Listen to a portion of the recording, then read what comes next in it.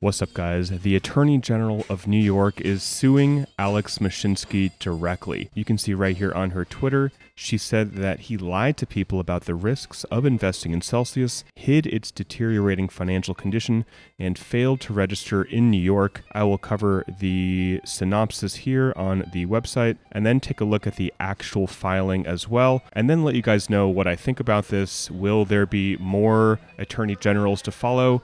Will this open up Alex and the other co-founders to more civil and even criminal lawsuits? So I'll cover what I think about that as well. So in her tweet, she says that Alex tricked hardworking people into investing their life savings into Celsius, promising big financial returns and claiming the platform was safer than a bank.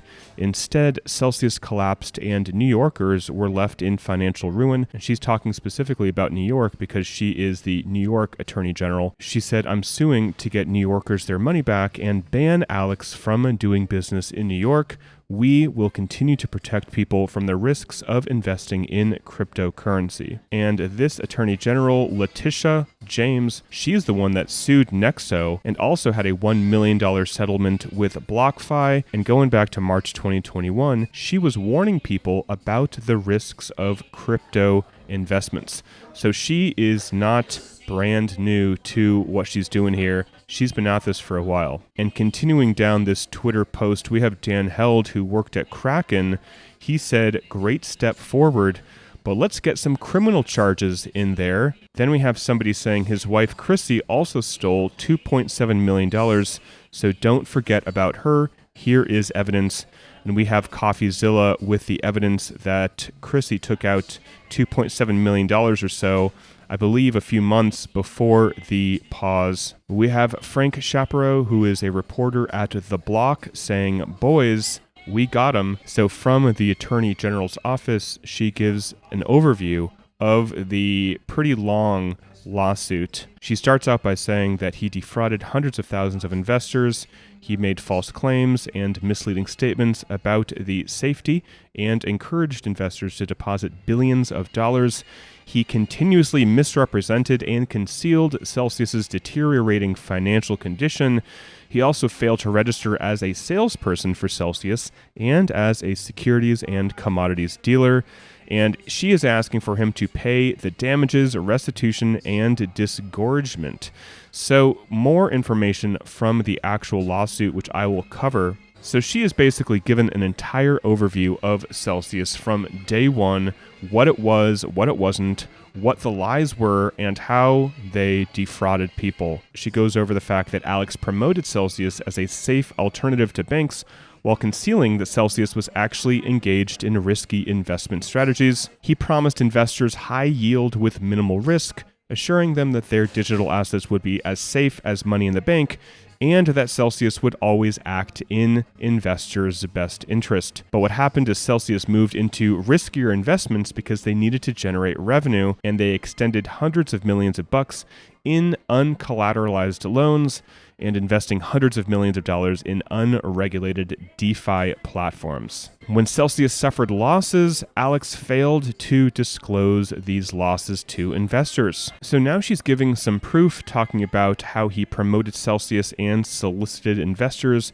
with his AMAs. She gives proof that Alex misrepresented how safe Celsius was, saying that they were safer than a bank. She reminds people that Celsius is not like a Schwab, Fidelity, or BlackRock. Celsius is not a broker-dealer, and they are not, therefore, under regulatory scrutiny, and therefore they don't have the investor protections. Next, Alex misled investors about the number of active users on Celsius. So Alex was saying that we have 1.5 million customers, but she says that roughly 2/3 of the registered US Celsius users held less than $1 worth of crypto. She goes over more information about how Celsius's business model was unsustainable and they were engaging in risky strategies. She mentions that Celsius began to incur losses into 2021 and 22, but Alex continued to falsely represent to investors that Celsius was generating high yield through low-risk investments. Next, talking about under-collateralized loans, Alex said that, quote, "We don't offer any non-collateralized loans," but she says that that's not true, and Celsius made at least $394 million in uncollateralized loans. Alex also misrepresented the risk and extent of Celsius's exposure to DeFi. She goes over the different times Celsius lost money. A lot of this is review, so I'm not going to go over everything. But then Alex says most of our business, I would say 90% of our business, has nothing to do with DeFi. But that is just not true, because Celsius had deployed nearly 30% of investors' assets into DeFi activities, so clearly way over 10%. Next, she's talking about how they lost $1 billion of investor collateral.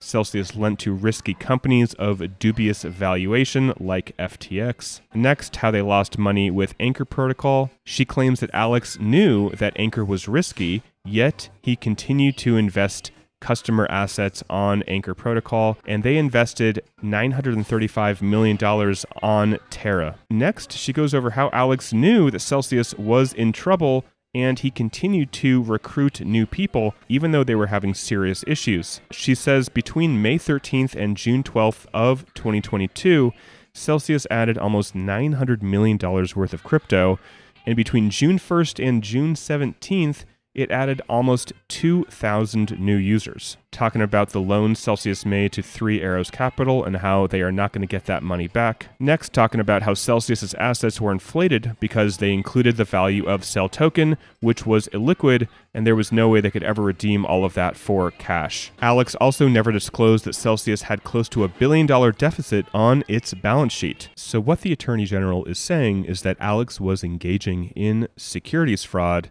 and also, as I scroll down, repeated and persistent fraud, and other allegations as well. So she basically wants to prevent him from engaging in any business in New York, serving as any officer and director in New York, to pay damages, and basically make this right financially. But as Dan Held said in the comment under the tweet, these are not criminal charges. And just to remind you guys that the final report from the examiner should be coming out before January 17th. So we have about 11 days or so as of this video. Now, what do I think about all this? Well, for one, if you don't live in New York, this directly will not benefit you if they win. At least I don't believe so. But I do believe that the Attorney General is laying out very, very well the proof needed for other civil and criminal lawsuits directly against Alex. I mean, personally, I can't imagine a world where there are not just so many lawsuits against Alex and the other directors. Even if they do present a reorg that gets approved, and even if the restructured company is successful, which, again, highly doubtful that it will be, but even if it is, I don't see a world where Alex does not get hammered by lawsuits, and that will take up the majority of his life, probably for the next decade. Will there be criminal prosecutions against Alex and the other directors? That is really up to the examiner right now. So the examiner is going to look into Cell token manipulation, and if there is manipulation of a security, that is illegal, and also taking a look at fraud. So these are two things, again, coming out hopefully before January 17th, and then we'll have a better understanding of where the future looks for any type of lawsuits. All right, guys, that is it for the video. Thanks for watching. As always, if you don't already have a hardware wallet, link below. This is the Ledger Nano X. And if you want to pick one up and pick up other stuff on their site, it is an affiliate link, so I get a little bit money back if you do so. So that helps me continue to make videos like this for you guys. Regarding claims, I have still not submitted a claim. I'm still kind of waiting to see what happens if another claim form becomes available. But remember that you can always amend a claim later down the road if you have changes that you want to make. So I am not a lawyer. Impossible for me to give financial advice, but I will include the Telegram groups below that are really talking about claims a lot. Also, my Telegram group as well if you want to join for future giveaways and news. Thanks for watching, guys. Till next time, talk with you soon, and bye for now.